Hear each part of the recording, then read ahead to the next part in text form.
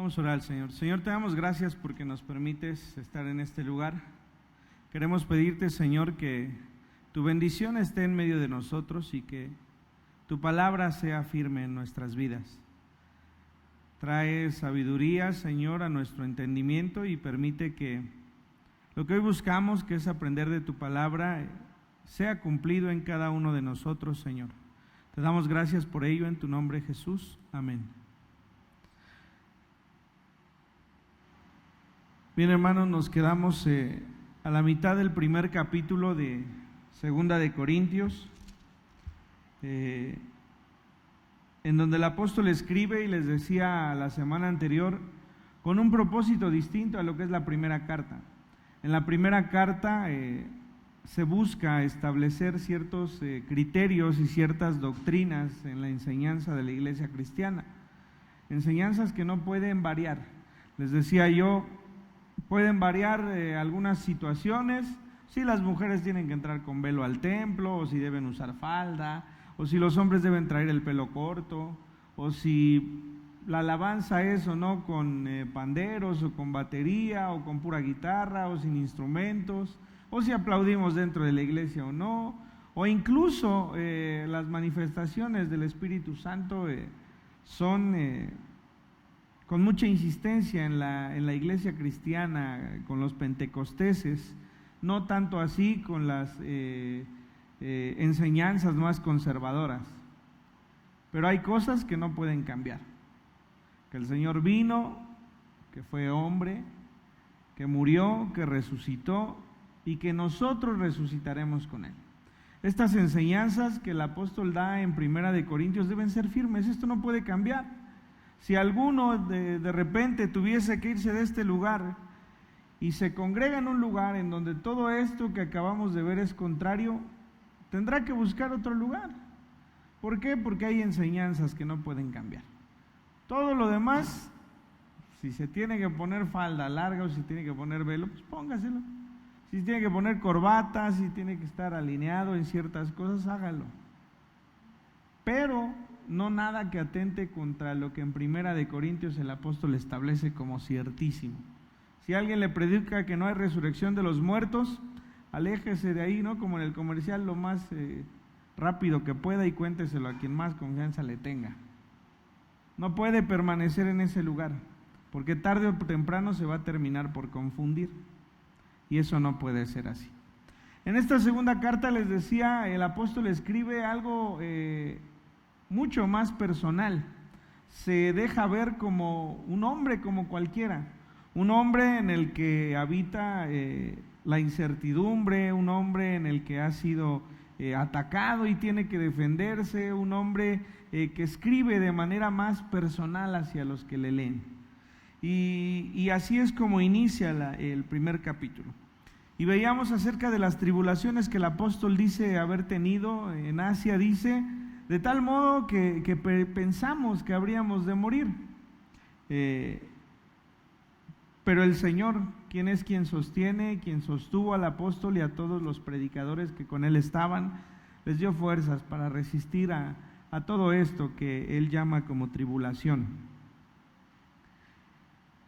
Así que partiremos del versículo 13, en donde el apóstol continúa esta introducción en esta primera carta. Dice, porque no os escribimos, versículo 13 de la segunda carta a los Corintios en el capítulo 1, porque no os escribimos otras cosas de las que leéis o también entendéis, y espero que hasta el fin las entenderéis. Desde el versículo 12, porque nuestra gloria está el testimonio de nuestra conciencia, que con sencillez y sinceridad de Dios, no con sabiduría humana, sino con la gracia de Dios, nos hemos conducido en el mundo y mucho más con vosotros. Nuestra gloria es esta, dice el apóstol, el testimonio de nuestras conciencias. ¿Qué es la conciencia? Algunos dicen que cuando nosotros sentimos o pensamos que hemos hecho mal, es nuestra conciencia que nos señala, ¿no? La Biblia dice que es el Espíritu Santo de Dios, que muestra a nuestras vidas que tenemos errores que hay errores en nuestras vidas que podríamos cambiar o que deberíamos cambiar. Cuando esto sucede, entonces somos conscientes de lo que hacemos. Esa es la diferencia entre el pecado y cuando alguno dice que los niños pecan y pueden perderse, pierden de vista este punto. Lo que nos hace a nosotros pecar es que somos conscientes de lo que hacemos. Que si el niño tiene 2 o 3 años y es vivillo y de repente hace una que otra cosa graciosada, no quiere decir que sea consciente de que está cometiendo pecado. ¿Sí? Nosotros sí. Nosotros sí sabemos que lastimamos. Nosotros sí sabemos que el pecado puede dificultar la relación que hay entre unos y otros. Nosotros sí sabemos que ofendemos a Dios. Y ese es el pecado. En la conciencia del ser humano está el saber que está haciendo mal. Los que están allá afuera no lo saben. Entre más se acercan a Dios o entre más escuchamos de Dios, somos conscientes de más cosas. ¿A qué voy? ¿El que está allá afuera no sabe que matar es malo? Por supuesto que sí. El que está allá afuera no sabe que drogarse o que tomar es malo. Claro que lo saben, ¿no? Tan es así que se esconden en muchas ocasiones. Por ahí se empieza, ¿no? Ya llega el momento en el que llega uno a no tener temor de Dios y esto hace que no estorbe a nuestro pensamiento el hacerlo. Pero si en nosotros de repente está esa conciencia de que estamos haciendo mal, quiere decir que Dios está poniendo en nosotros lo que debemos modificar en nuestras vidas. Entonces dice el apóstol aquí, nuestra gloria es esta, el testimonio de nuestra conciencia, es decir, lo que nosotros mismos sabemos que está bien y que está mal. Que con sencillez y sinceridad de Dios, no con sabiduría humana, sino con la gracia de Dios, nos hemos conducido en el mundo. Fíjense bien, la conciencia no siempre nos dice nada más lo malo. Dice el apóstol que su propia conciencia, que la conciencia de los que están predicando con él, les da testimonio a ellos mismos de que han hecho lo que Dios quiere que hagan. Por eso dice, el testimonio de nuestra conciencia, ¿qué les dice? Que con sencillez y sinceridad de Dios, no con sabiduría, sino con la gracia de Dios, nos hemos conducido en el mundo. Es decir, esa conciencia es un juicio que nos dice que estamos bien o que estamos mal. Mi conciencia a mí hoy me dice que hago bien estando en el templo. ¿Sí? No necesariamente es algo que acusa.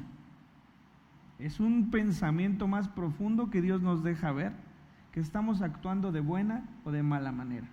En este caso el apóstol dice, esa conciencia, mi conciencia, me es testimonio, es decir, está delante de mí mismo y me dice que he actuado con sencillez y con sabiduría de Dios.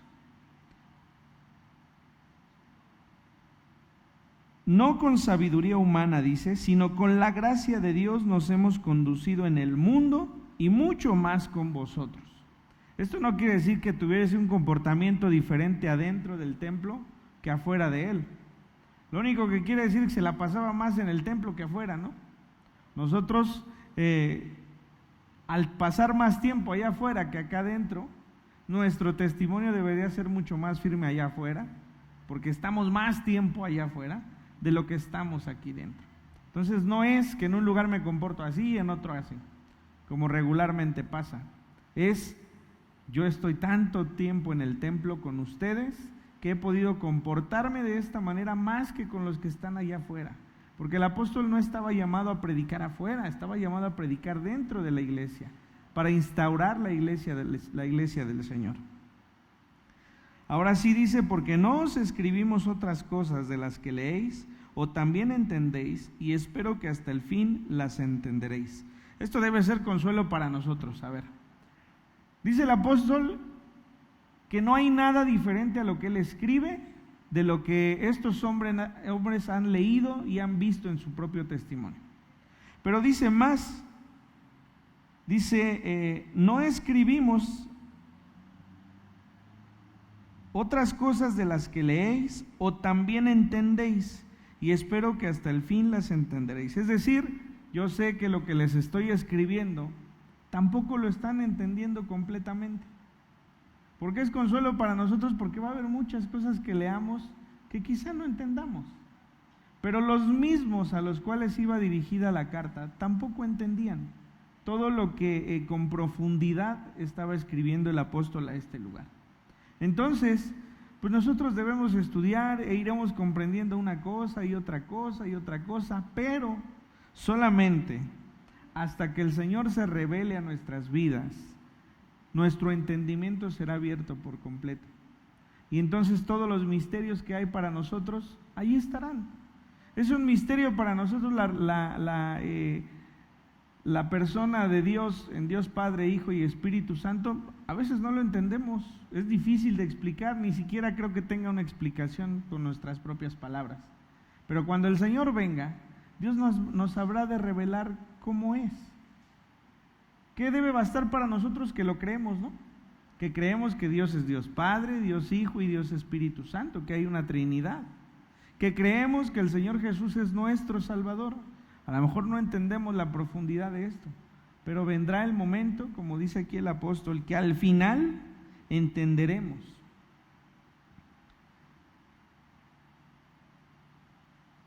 Como también es en parte, versículo 14, habéis entendido que somos vuestra gloria, así como también vosotros la nuestra, para el día del Señor Jesús. Con esta confianza quise ir primero a vosotros para que tuvieseis una segunda gracia, y por vosotros pasar a Macedonia, y desde Macedonia venir otra vez a vosotros, y ser encaminado por vosotros a Judea. Así que, el proponerme esto, usé quizá la ligereza, o lo que pienso hacer, lo pienso según la carne, para que haya en mí sí y no. Si ustedes recuerdan, y les voy a pedir que lo busquen en una hojita anterior, en el último capítulo de Primera de Corintios, en el capítulo 16, nos encontramos con que el apóstol les dice que ha de ir. Dice el versículo 5 del capítulo 16 en Primera de Corintios: iré a vosotros cuando haya pasado por Macedonia, pues por Macedonia tengo que pasar. Imagínense que usted le está escribiendo a su familiar, bueno, ahora un texto, ¿no?, en el teléfono, y le dice: la siguiente semana tengo que ir, mamá vive en Veracruz, tengo que ir, no sé, a Poza Rica, y de ahí, pues voy a pasar con ustedes ahí a Martínez de la Torre, que es donde vive su familia. Y por alguna razón no va. Alguna vez yo les decía a mi papá, leía un fragmento de la carta a Timoteo, y él hablaba como si Timoteo le estuviese escribiendo a Pablo, y entonces Pablo con esta carta respondiese. Si el apóstol está respondiendo al decir: yo dije que iba a ir porque tenía que pasar por Macedonia, pero no pude pasar, es porque ha habido un reclamo de estos para decir: tú dijiste que vendrías cuando pasaras por Macedonia y no pasaste. Entonces el apóstol está respondiendo, defendiendo su palabra, al hacer este comentario. Dice: con esta confianza, versículo 15, quise ir primero a vosotros para que tuvieseis una segunda gracia, es decir, una segunda visita y una segunda predicación por parte de Dios. Y por vosotros pasar a Macedonia, y desde Macedonia venir otra vez a vosotros, y ser encaminado por vosotros a Judea.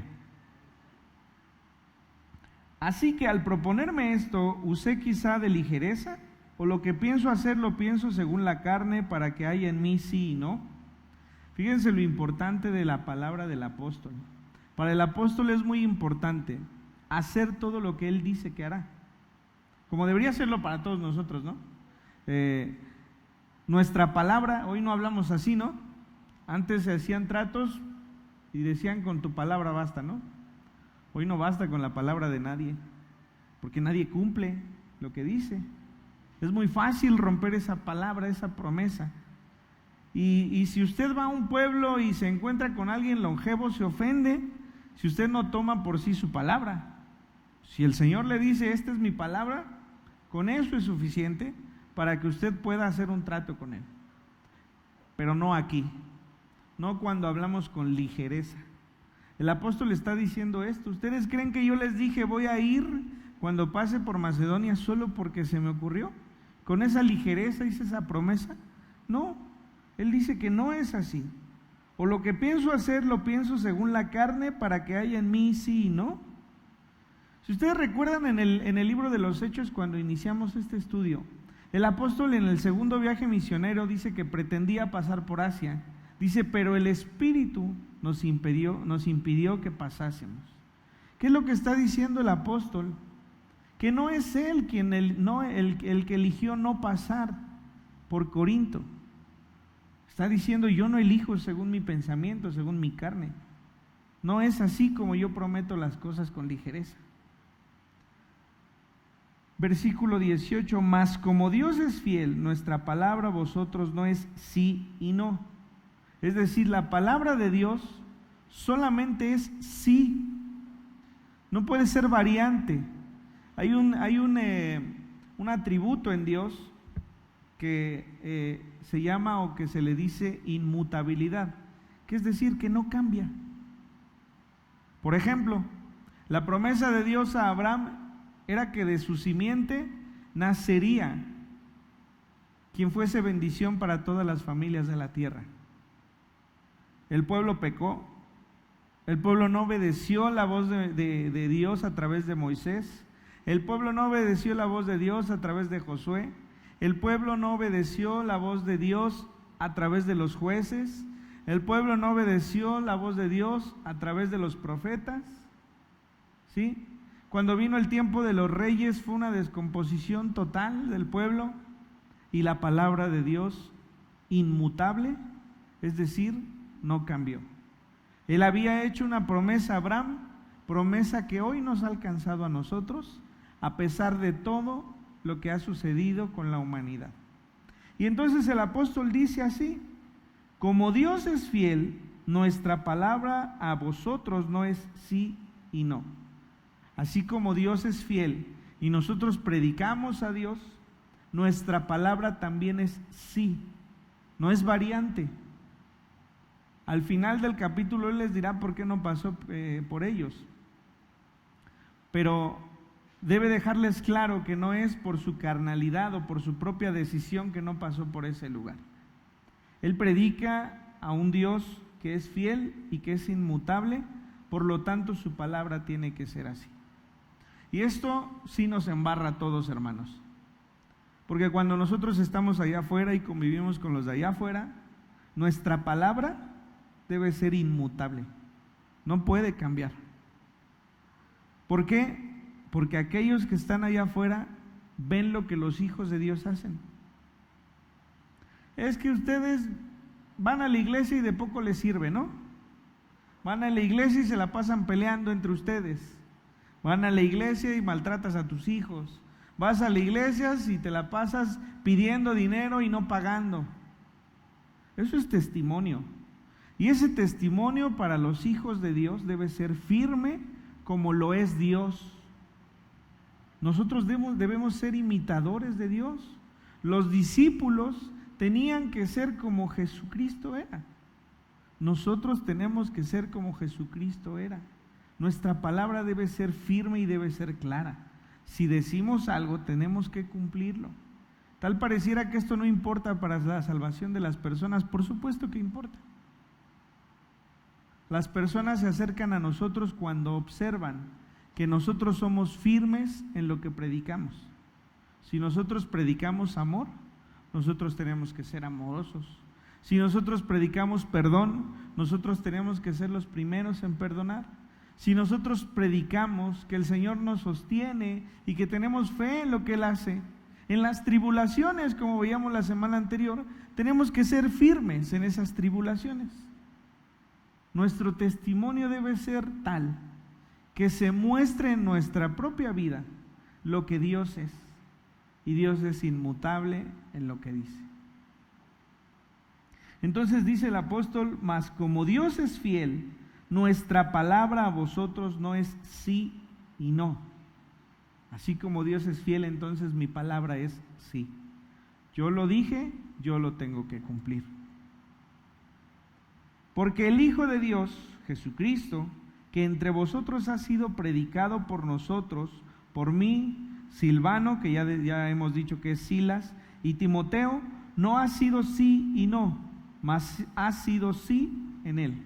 Es decir, porque todo lo que nosotros hemos predicado, que se dijo desde el principio de los tiempos, lo que se le dijo a Abraham, lo que se le dijo al pueblo de Israel, lo que se dijo a través de los profetas, todo se ha cumplido en él, en el Señor Jesucristo. Hubo una promesa para que la eternidad fuese para la descendencia de Abraham. Esa promesa se ha de cumplir en el Señor Jesucristo. Hubo una promesa en David para decir que perpetuamente habría alguien en el reino. Esa promesa se ha cumplido en el Señor Jesucristo. Hubo una promesa en el huerto del Edén para decir que había enemistad entre Satanás y la descendencia de la mujer. Eso se ha cumplido en el Señor Jesucristo. Toda la promesa y toda la palabra que se ha dicho se ha cumplido en Él, dice así, en el Señor Jesucristo. Porque todas las promesas de Dios son en Él, sí y en el amén, por medio de nosotros para la gloria de Dios. Hace unas 3 o 4 semanas, el hermano Pepe, el pastor de Monterrey, me habló y me dijo: oye, voy a ir por tu rancho, voy a una convención de pastores, te veo por allá. Y le dije sí. Fui con él el día lunes de esa semana y me sorprendió mucho porque es una iglesia bautista en la que él está y de verdad son muy prudentes y son muy silenciosos en sus servicios, en sus cultos. Y esta iglesia a la que llegamos, que también era bautista, pues sí era muy escandalosa, ¿no? El pastor decía algo, el que predicaba decía algo y muchas veces hasta se interrumpía por los amén y por los, lo que los hombres o los pastores decían. Era una iglesia para pastores. Y yo me sorprendí porque dije: ¿y este hermano qué hace aquí, no? Porque él es muy prudente, él es muy cuidadoso. Pero nuestro amén es tan importante que dice aquí: todas las promesas de Dios son en el sí y en el amén. Cuando nosotros decimos amén, estamos diciendo que así sea, ¿sí? Y entonces, si nosotros, algún predicador hace una oración, nosotros concluimos con un amén, ¿no? Si nosotros oramos por los alimentos, concluimos con un amén, con un así sea. Y dice el apóstol que todas las promesas de Dios son en el sí y en el amén. Es decir, si hay una promesa de Dios y nosotros decimos amén, lo que estamos diciendo es que creemos que esa promesa se ha de cumplir. Es una muestra de fe de lo que Dios hará. Y entonces dice: por medio de nosotros, en el amén, por medio de nosotros, para la gloria de Dios. Nosotros decimos amén porque creemos que Dios hará lo que estamos orando. Y eso lo único que hace es exaltar el nombre de Dios, ¿sí? Entonces, de repente escuchamos que alguien predica y dice: y es que el hermano fue y se mató, y todos amén. No estamos entendiendo ni lo que está diciendo ni lo que significa el amén. Nosotros debemos decir amén cuando escuchemos que hay una promesa de Dios de lo que sucederá. Te pedimos, Señor, por estos alimentos y te pedimos que des al que nada tiene, que nos enseñes a compartir de lo mucho que tú nos das. Te lo pedimos en el nombre de Cristo Jesús. Amén. Que así sea, que nos enseñes a compartir, que así sea, que nos enseñes a dar. Que así sea, que des al que nada tiene, que así sea, que nos sostengas. Entonces, nuestras palabras deben ser firmes, porque cuando nosotros decimos esto, estamos confiando en lo que Dios hará y estamos glorificando su nombre, en el nombre de nuestro Señor Jesús. Amén. ¿Cuál es el nombre que será glorificado cuando esto suceda? el nombre de nuestro Señor Jesús. Por eso oramos así. Nos han enseñado nuestros papás desde chiquitos, ¿no? Pero por eso oramos así, pidiendo que Dios cumpla en el nombre de nuestro Señor Jesús lo que le hemos pedido. Y esta es la enseñanza de la oración, ¿no? Dice que todo lo que pidamos en su nombre, conforme a su voluntad, nos será dado. Por eso decimos, insisto, en el nombre de nuestro Señor Jesucristo. Amén. Y el que nos confirma con vosotros en Cristo y el que nos ungió es Dios. El apóstol dice que el Señor Jesús, que a través del Señor Jesús se ha cumplido todas estas promesas. Que Dios, que Jehová, permitió que todas estas cosas se cumplieran en el Señor Jesucristo. Y ahora les dice, y el que nos confirma con vosotros en Cristo y el que nos ungió es Dios. Es decir, ese mismo Dios que cumplió todas sus promesas a través del Señor Jesucristo, es el que nos ha ungido a nosotros. Debemos tener una confianza plena en Dios, en saber que cuando Él permite que haya personas dirigiendo su iglesia, Él es quien las ha puesto allí. Habrá cosas en las que estemos en desacuerdo y cosas en las que estemos de acuerdo, pero para todo Dios lo ha puesto allí. ¿Hay alguna inconformidad con lo que sucede dentro del templo? Pongámoslo en oración. No es de nosotros el señalar al pastor o al que dirige o al que da clases, si es nuestra obligación orar, para que Dios tenga a bien tener a los que han de servir en el templo, a la iglesia del Señor. Entonces el apóstol dice, ustedes confían que todo esto se ha cumplido, porque Dios ha permitido que a través de Cristo se cumpla. Entonces también deben confiar que nosotros les predicamos porque Dios, ese mismo Dios, nos ha ungido a nosotros, ¿sí? Así que dice, y el que nos ungió es Dios, el cual también nos ha sellado y nos ha dado las arras del Espíritu en nuestros corazones. ¿Qué pasa cuando Dios nos unge? Dice que nos ha sellado. Vamos, por favor, en Efesios, en el capítulo 1,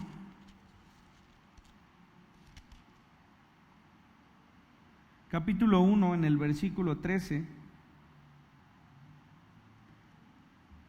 vamos a leer este pasaje porque es el significado de ser sellados. Capítulo 1, versículo 13, en Efesios. Dicen, en Él también vosotros, hablando de Cristo, en Él también vosotros, habiendo oído la palabra de verdad, el evangelio de vuestra salvación, y habiendo creído en Él, fuisteis sellados con el Espíritu Santo de la promesa. A ver, la palabra de Dios puede ser escuchada por muchos. Eso no es cambiante. Para muchos de los que están allá afuera se les ha predicado la palabra del Señor. Esto no lo sella. ¿Qué es lo que lo sella? Dice, habiendo oído la palabra de verdad, el evangelio de vuestra salvación, el evangelio que es Cristo Jesús, quien nos ha salvado del pecado, quien vino, quien murió y quien resucitó, y habiendo creído en Él. ¿Por qué nosotros somos sellados? Porque hemos escuchado la palabra y hemos creído, ¿sí? Eso nos hace diferentes con las personas que han escuchado y no han creído. ¿Por qué nosotros somos salvos? Porque hemos creído en ese evangelio. No porque somos más buenos, no porque somos más entendidos, no. Porque Dios ha puesto en nuestros corazones el haber creído la palabra, el evangelio de Dios. De tal manera que al creer, Dios nos ha sellado con el Espíritu Santo. ¿Sí? Cuando Nicodemo le pregunta al Señor que qué tiene que hacer, ¿cuál es la respuesta que le da el Señor? Tiene que nacer de nuevo, ¿no? Esto está en el capítulo 3 de Juan.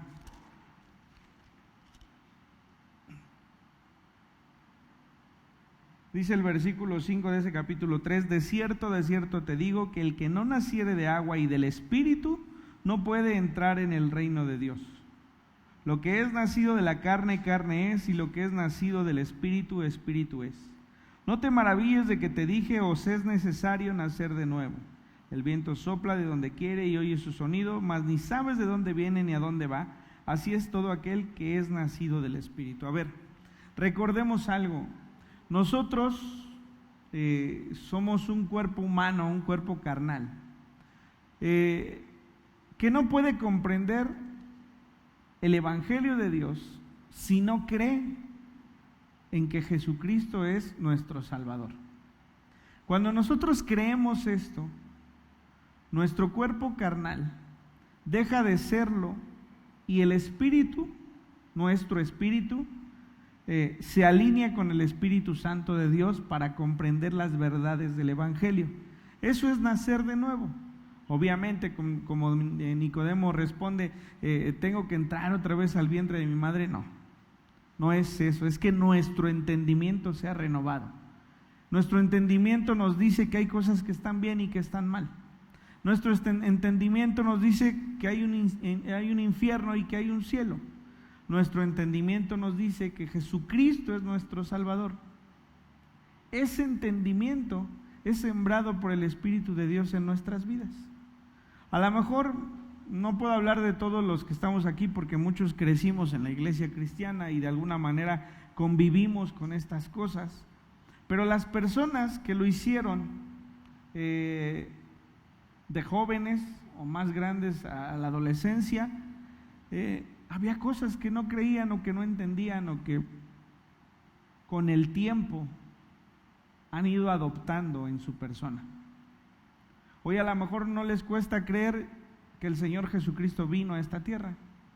Hoy a lo mejor no les cuesta creer que murió y que resucitó y que con ello nos dará vida eterna a todos los que creamos.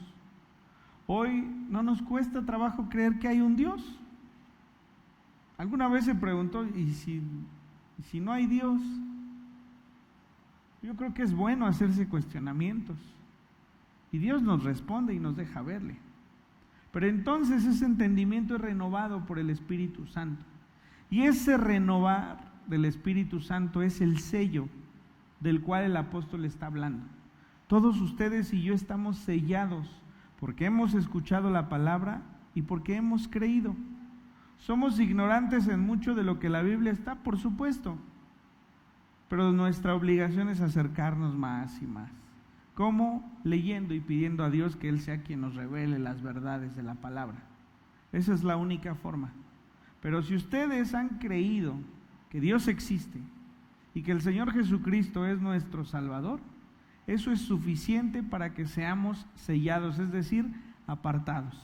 Entonces el apóstol dice aquí en Corintios que han sido ungidos por Dios, por ese mismo Dios que cumplió en el Señor Jesucristo las promesas hechas desde Abraham, y que Él es quien les ha ungido, y también Él es el que los ha sellado. Y dice, y nos ha dado, versículo 22, las arras del Espíritu en nuestros corazones. Si usted se casó y tuvo padrinos de arras, iban cayendo las arras, las moneditas, y el que los casó les iba diciendo que repitieran algo, ¿no?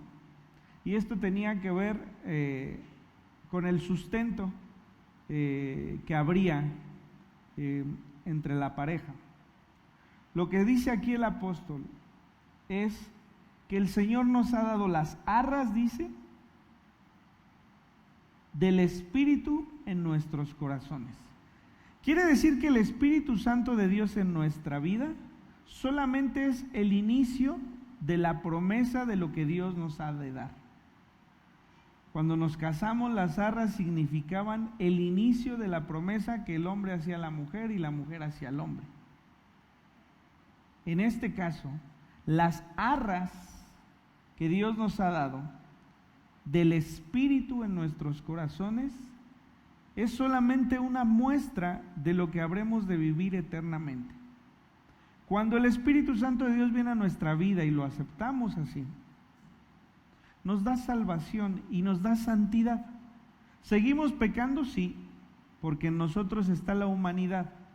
Y esa humanidad no va a cambiar hasta que nos muramos y tengamos un cuerpo nuevo, un cuerpo que no es incorruptible, que es incorruptible, y un cuerpo que es inmortal. Esa es la eternidad. Quiere decir que podremos convivir con Dios por completa santidad en nuestra vida. Hoy la santidad que habita en nosotros es gracias a que el Espíritu Santo de Dios habita en nosotros. ¿Sí? Entonces, de repente, ay, eres muy santito, pues sí. ¿Y por qué eres muy santito? Porque he creído que Jesucristo, a través de Jesucristo, yo puedo ser santo. Eso es. Entonces, eso es la primicia, esas son las arras que a través del Espíritu de Dios hay en nosotros. Es decir, el inicio de lo que Dios nos ha prometido dar. ¿Qué nos ha prometido Dios dar? Que no solamente será santificado nuestro cuerpo por el Espíritu, sino que vendrá el tiempo en que la eternidad la vivamos con una santidad plena. Al final ese era el principio, ¿no? Cuando dice que Dios creó a Adán y a Eva y que lo hizo a imagen y semejanza suya, se refiere a que en ellos no había pecado, y que en ellos no había enfermedad, ni cansancio, ni conciencia, solamente tenían que habitar.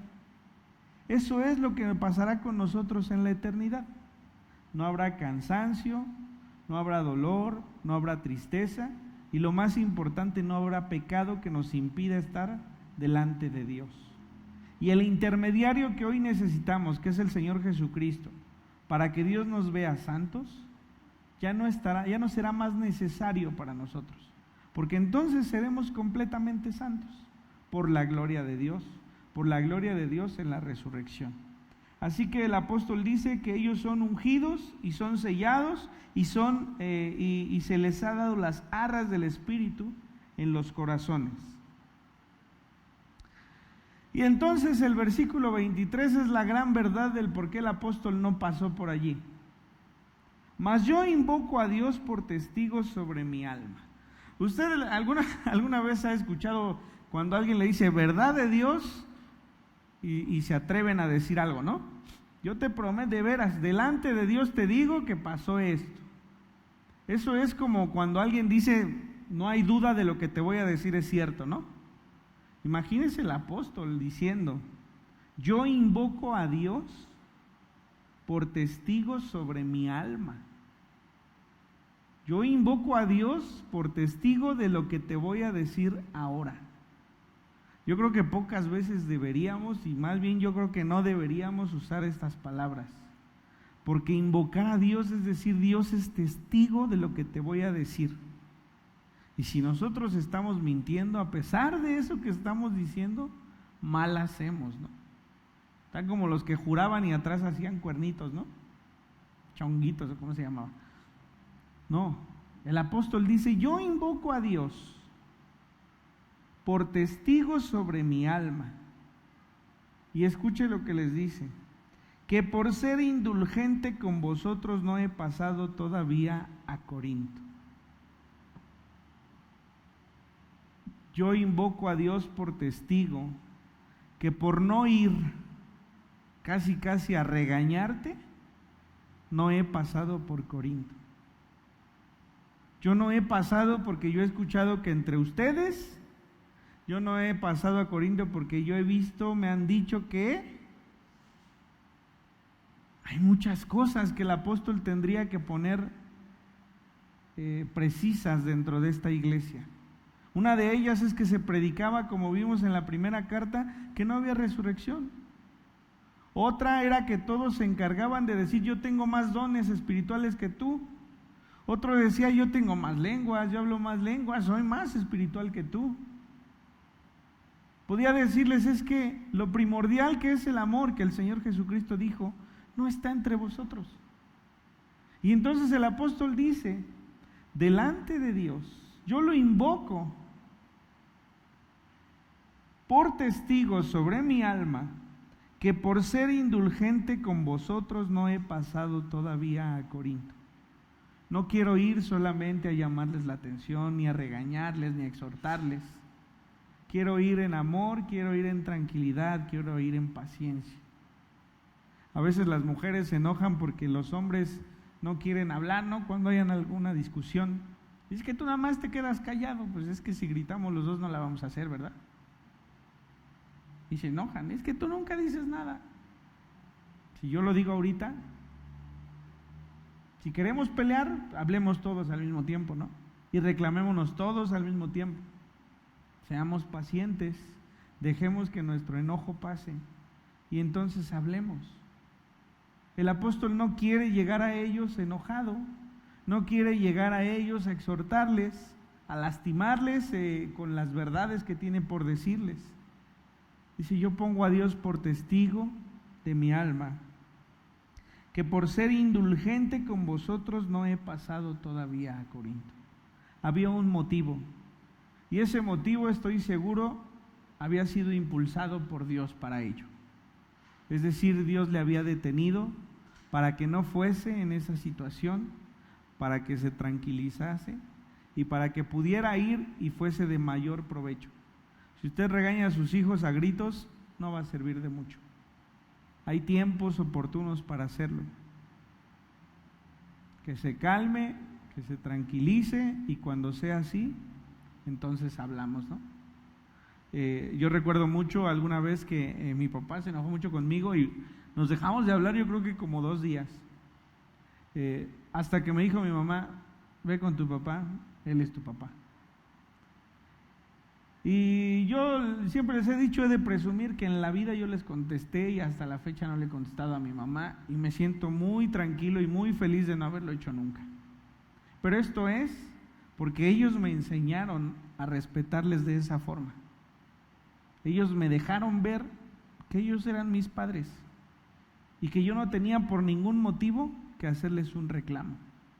Algunas veces tendrán razón, algunas veces no, pero no nos corresponde a nosotros como hijos el confrontarlos. Así que mamá dijo, ve con tu papá. Y yo fui con él, ni le dije nada, solamente me agarró y me abrazó. Y yo comprendí también que había un error que yo tendría que cambiar. No necesitó decirme más. A veces es necesario ser así, guardar silencio, tomar las cosas con frialdad y entonces sí, hablar con ellos o hablar con los que tengamos que hablar en una forma pacífica para buscar el único objetivo, que es cambiar las cosas. Entonces el apóstol fue detenido para no ir allí porque dice que quería ser indulgente con vosotros. Es que no he pasado por Corinto. No que nos enseñoreemos de vuestra fe, sino que colaboramos para vuestro gozo, porque por la fe estáis firmes. El apóstol tiene claro algo, y en ese último punto lo dice: por la fe estáis firmes. Ustedes no están firmes y permanecen en la fe ni por el pastor, ni por el obispo, ni porque alguien oró por ustedes, no. Ustedes están firmes en la fe, porque la misma fe, dice, hace que estéis firmes. Es decir, el mismo Dios hace que nosotros podamos permanecer con firmeza en el Evangelio. Nosotros no somos quienes podemos decir, pues es que ya esta parte ya la he arreglado en mi vida, ¿no? Si no es Dios quien nos dice que estamos mal, seguimos igual. Pero también si no es Dios quien nos lleva a corregirlo, seguimos igual. ¿Por qué permanecemos firmes? Por la misma fe que tenemos en el Señor Jesucristo. Así que el apóstol no tiene ningún interés en decir, yo soy el Señor de ustedes, eso es enseñorearse, ¿no? Yo soy el Señor de ustedes y ustedes tienen que ser así, así, así, así, así para que permanezcan firmes. No, Él sabe que su tarea no es esa. Él sabe que su tarea es predicar y la tarea de Dios es sostener al que ha creído. Así es. Ni por mucho que prediquemos para que algunos escuchen alguna cosa u otra, haremos algo. Si no es el Espíritu Santo de Dios quien lleva a la iglesia a escuchar, entonces no sucederá nada. Hay veces que los hermanos no necesitan ni que digamos nada. A veces un simple abrazo, a veces una oración, A veces simplemente orar en nuestras habitaciones por los hermanos de la iglesia hará que la firmeza de Dios les sostenga. Así que esta es la manera como el apóstol inicia esta segunda carta. Esta introducción es para decirles: no he ido con ustedes y hay un motivo. He querido ser indulgente con ustedes. No he querido llegar y reclamarles, y llegar y exhortarles, y llegar y gritonearles. No he querido hacerlo. Y esto es un cambio completo de actitud del apóstol Pablo. Recordemos quién era. Era el que perseguía a la iglesia, era el que pedía las cartas para ir y sacarlos de las sinagogas y de las iglesias y traerlos presos, o maltratarlos, o apedrearlos, o incluso matarlos. Su vida era otra. Hoy era un hombre que prefería escuchar a Dios y que prefería escuchar que Dios es amor y tratar a los demás con amor y paciencia. Acuérdese cómo era usted y vea cómo es hoy. Quizá usted quiere a futuro mejorar todavía más. Si no es igual al anterior, quiere decir que va en un proceso. Si usted se considera y a sí mismo dice: híjole, es que estoy igual o peor, algo hay que cambiar, ¿no? Pero estoy seguro que usted puede ver atrás y que puede ver a una persona muy distinta a lo que hoy es. Y que hoy tiene la serenidad y la tranquilidad de ver que todavía necesita cambiar, porque todos necesitamos hacerlo. Entonces, nuestra espiritualidad debe aumentar en nosotros mismos. Hay espiritualidad y carnalidad en nosotros. El Señor se lo dice a Pedro, y se los dije hace unas semanas: Pedro, a la verdad, el espíritu está dispuesto, pero la carne es débil. Nuestro espíritu, hermanos, está dispuesto a obedecer a Dios, pero nuestra carne es débil. ¿Cuál era el consejo del Señor a Pedro? Ayunad y orad. Queremos que nuestro espíritu sea firme en nosotros más que nuestra carnalidad. Tenemos que ayunar y orar y buscar a Dios y leer y pasar tiempo con Dios. Esto es lo único que nos va a llevar a que esa carnalidad vaya disminuyendo. No va a desaparecer hasta que venga la resurrección de los muertos, y entonces sí nuestro cuerpo sea incorruptible e inmortal. Eso es lo que Dios nos dará en el momento en que seamos resucitados. Vamos a orar. Señor, te damos gracias por tus bendiciones, por el amor con el que tú nos enseñas. Muchas veces no has permitido que venga una palabra de exhorto a nuestras vidas, porque con amor nos has tratado. No quiere decir que encubras el pecado o que encubras nuestro comportamiento. Solo quiere decir que eres misericordioso y que eres benevolente para con los que creemos en tu nombre. Señor, quizá al escuchar hay pensamientos que vienen a nuestra mente. Quizá al escuchar hay circunstancias que vienen a nuestra mente en las cuales no hemos actuado, Señor, como a ti te agrada. Te rogamos que tú cambies nuestro corazón, que cambies nuestras actitudes para con los demás, y que podamos, Señor, ser fieles testigos tuyos, que podamos, Señor, ser fieles cristianos. Te rogamos, Señor, que podamos actuar con benevolencia, con misericordia, con gracia, con amor, con perdón hacia los demás. Que nuestra palabra pueda ser firme, como el apóstol dice aquí, porque nosotros somos tus representantes, Señor, en esta tierra. Porque nosotros, al llamarnos cristianos, proclamamos tu nombre en nuestra vida y en nuestro actuar diario. Te pedimos que nos llenes de ese amor, Señor, para con los demás, y que podamos, Señor, siempre ser firmes en todo lo que hacemos cada día. Te rogamos, Señor, que esta palabra que estudiamos pueda seguir siendo un refrigerio para nuestros corazones, y que podamos juntos, Señor, comprender y entender que si bien tú nos has dado salvación por gracia, es menester que actuemos, Señor, espiritualmente para con todos los que nos rodean.